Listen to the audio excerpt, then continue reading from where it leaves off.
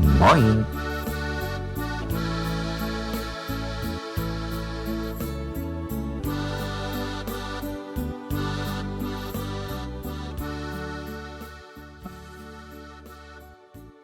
What if the Normans hadn't won? In my experience, most native English speakers, especially those in the United States, know very little, if anything, about the history of their language. I suppose most of them don't even care, have at least not discovered how interesting this stuff can be. Many, if not most, of those people don't even know what genealogical grouping of languages English belongs to. And they may not even know that such groupings exist. They probably never learned about it. I've had quite a few encounters with Australians and Americans who were surprised or even incredulous when I explained that English is a Germanic language. I remember one woman laughing at me when I said that. She was convinced I was making it up because of my own quote-unquote Germanic background. Many Americans think that Germanic and German are the same thing. When I asked her what type of language she thought English was, she insisted that it's related to French, which happened to be the first and last foreign language she ever attempted to learn. Well, I certainly understand why she thought that. After all, there are so many French-like words in English, so many that it makes English appear quite different from other Germanic languages. Let me emphasize that I'm not pointing fingers and laughing at English speakers who know very little about the background of the language. I only find it a bit sad that they learned little or nothing about it in school. If they had, they might now have a deeper understanding and appreciation of their own language and its place among the languages of the world.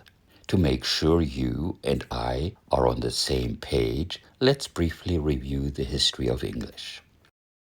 Soon after Rome had finally abandoned predominantly Celtic-speaking Britain in the year 410 of the Common Era, Germanic-speaking settlers arrived from what are now the northern parts of Germany and the Netherlands.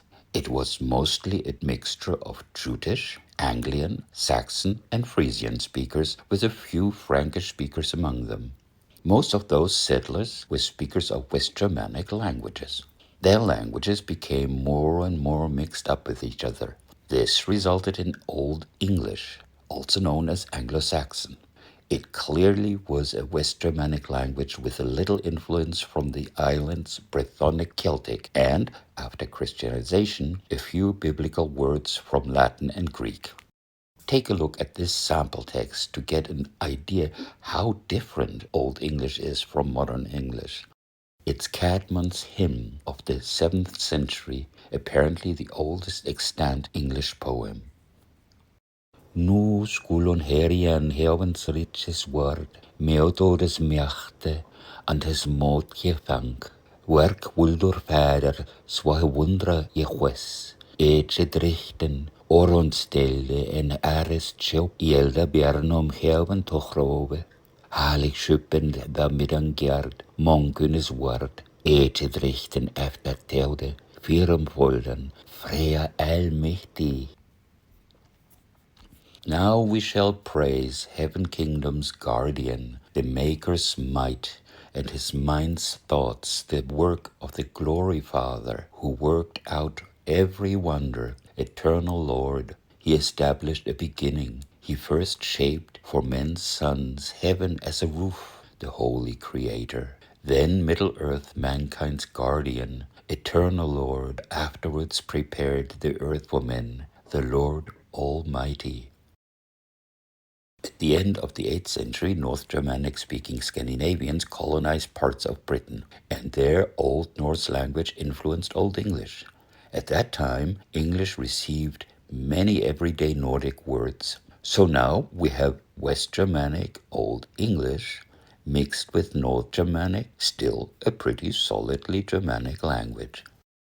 And then the momentous change happened after the Norman invasion in the year 1066. With the Norman language being the language of power in Britain, Old English absorbed massive numbers of Romance expression. Hang on, Norman? Doesn't that mean Northmen? It does, but the Scandinavian ancestors who had invaded Normandy in what is now the north of France had quickly adopted the Celtic-influenced local Romance language. By the way, some people call the language Norman French and consider it a part of the French language. After the invasion of Britain, many Anglo-Saxons adopted the invaders' language and developed an Anglo-Norman dialect that is still used for certain ceremonial purposes in the United Kingdom nowadays.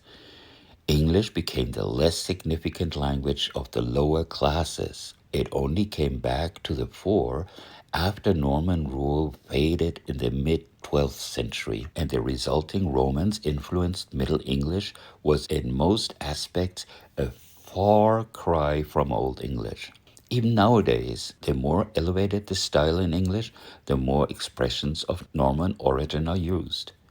Take, for instance, the word reside in comparison with Germanic-based live or dwell.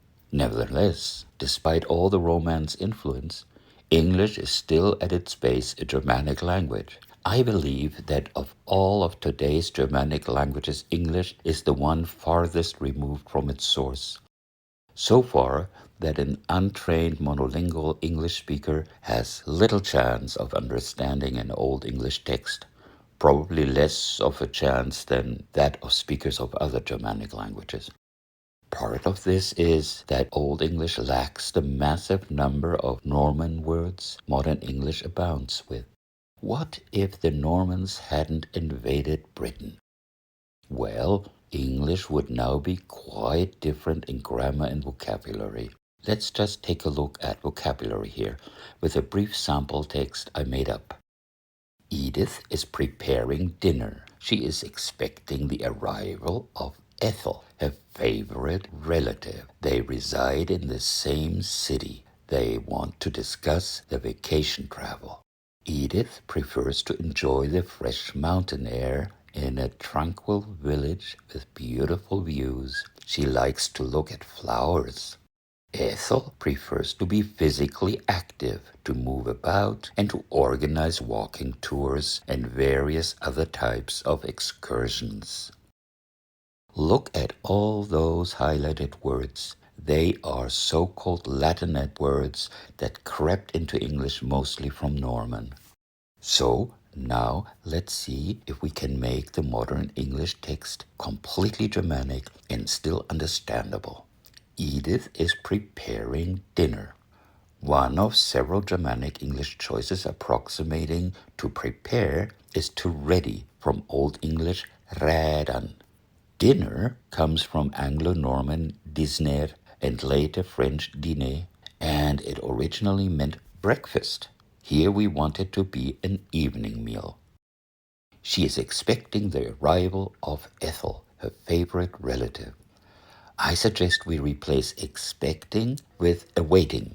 For favorite, we could use dearest, and for relative, I suggest archaic gender-specific kinswoman. They reside in the same city. Sure, reside is formal. Dwell is archaic. So let's just take live, which is what people say nowadays anyway. A city is a large town. So let's use big town, since large isn't Germanic either. They want to discuss their vacation travel. Although not exactly the same, talk about may do in place of discuss. Vacation, in non-American English that would be holidays, even though that word originally denoted free time specifically on holy days. For the word travel, we can use trip, although it came from Old Norman triper, which however is of Germanic origin. Otherwise, we'd have to use something like fare, from Old English far, meaning journey, but that has taken on a different meaning in the meantime. Edith prefers to enjoy the fresh mountain air in a tranquil village with beautiful views. For prefers, we could choose likes best or like better. Or we could say would rather. I prefer, no pun intended, likes best because it connotes less comparison than the other choices. Enjoy is difficult too. The only Germanic approximation I can come up with is have a lovely time. There's no modern Germanic equivalent of mountain. Old English had Berg, which I assume would be Berg in modern English, consistent with Bach in Low Saxon and Berg or Berg in other Germanic languages. There's no Germanic modern English equivalent of air either. Although it has undergone a shift in meaning, let's use loft from Old English, consistent with equivalents in other Germanic languages. For tranquil, let's just use quiet. The archaic English word thorp may replace village. This is a word British people are still likely to know. A Germanic replacement for beautiful is fair from Old English fair. Since in this context, views refers to sights from the village rather than in the village, let's say sights from there. She likes to look at flowers. Flower is a Romance loanword, probably from Norman floor. The closest Germanic equivalent is bloom, from Old English bloma, although it has undergone a slight semantic shift. Ethel prefers to be physically active, to move about, and to organize walking tours and various other types of excursions. We had prefer before, but in this particular context, I prefer, no pun intended again, to translate it as likes better, because we are comparing Ethel's preference with that of Edith. The only replacement for physically I can come up with is bodily. And for active, we can use busy. Organize is really hard to replace. Put in place sort of does the job, but place is not Germanic. The only Old English equivalent whose modern derivative we still readily recognize is stead in modern English. Walking tours may be replaced with just walks or hikes. I believe that old-fashioned sundry is a fair replacement for various. Clearly, types can be replaced with kinds and excursions by outings. So, here is our de-Romanized text. A bit strange, but understandable. Edith is readying an evening meal. She is awaiting the coming of Ethel, her dearest kinswoman. They live in the same big town. They want to talk about their holiday trip. Edith likes best to have a lovely time in the fresh bark loft, in a quiet thorp, with fair sight from there. She likes to look at blooms. Ethel likes better to be bodily busy, to stir about, and to put instead walks and sundry other kinds of short outings. So, there you have it. What do you think? Don't you think it's amazing how many expressions from Romance languages are used in modern English? How dependent we are on them, how much they contribute to even a simple text, and how clumsy an all Germanic equivalent seems to us now? Did you know that there is an Anglish movement that endeavors to Germanicize English in a similar way, going even farther by creating new words? Personally, I'm not in favor of hardcore puristic linguistic endeavors. On the other hand, I find that some extents of linguistic borrowing tend to be unnecessary and gratuitous, sometimes even pretentious. High register, schmy register, don't just choose a highfalutin word over a simple one just because you can. It's an undeniable fact that the Norman occupation of Britain left an indelible mark on English.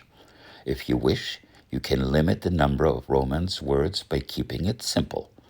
But going to the extent of avoiding all such words can lead to what to today's speakers seems clumsy and plain weird. Do you think that the hefty dose of Romance language influence helps English to be successful as the worldwide lingua franca it has become? Well, it would be easier to learn as a foreign language if it didn't have the historically based spelling, but that's a whole other can of worms. Please give this video a thumbs up if you liked it and leave a comment. Your reactions, ideas, suggestions, and disagreements are welcome as long as you're civil about it. Also check out the other videos on this channel. And consider subscribing. Thanks!